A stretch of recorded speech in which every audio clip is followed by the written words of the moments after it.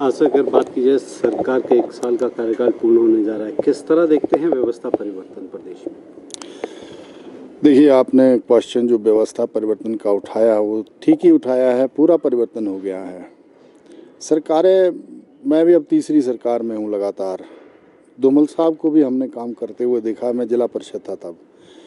ये पहली बार हुआ है हिमाचल के इतिहास में कि इस तरह का व्यवस्था परिवर्तन लोगों ने भी नहीं सोचा होगा। 1 साल से हम लोग एक तरह से कोड ऑफ कंडक्ट की स्थिति में है, जैसे आदर्श आचार संहिता लगी हो कि ना कोई उद्घाटन होगा, ना कोई शिलान्यास होगा, घोषणाएं जो इन्होंने की थी वो पूरी नहीं होंगी और आम जन तक जो रिलीफ मिलना चाहिए वो पूरे हिमाचल प्रदेश के युवा अभी भी इनकी तरफ देख रहे हैं।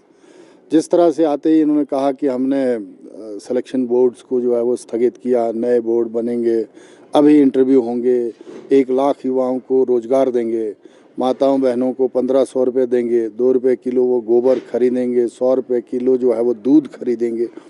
ये सारी की सारी चीज़ें जो है वो अब इनको देख करके लगता है कि ये सरकार ही नहीं है, मतलब सरकार ही नहीं चल रही है। तो हमारा तो यही कहना है कि सीएम साहब ने या इनकी सरकार ने ऐसा व्यवस्था परिवर्तन किया कि जो पीछे हम लोगों ने चीज़ें चलाई भी थी वो भी ख़त्म हो गई।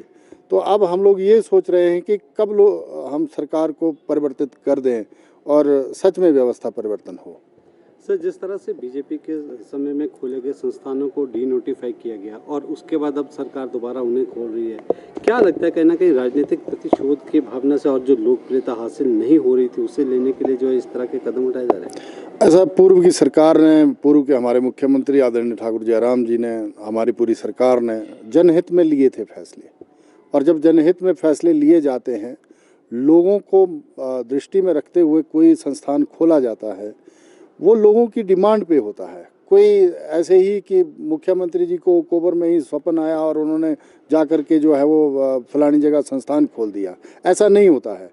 हम विधायकों ने या हमारे प्रतिनिधियों ने ये मांग की थी लोगों की मांग पे, और वो खुलने जायज़ थे। अब जैसे चंबा का मैं डिवीज़न की बात करूं, बिजली बोर्ड की, एक ही डिवीज़न है बिजली बोर्ड का, 4-5 कंस्टिट्यूंसियाँ फीड होती हैं।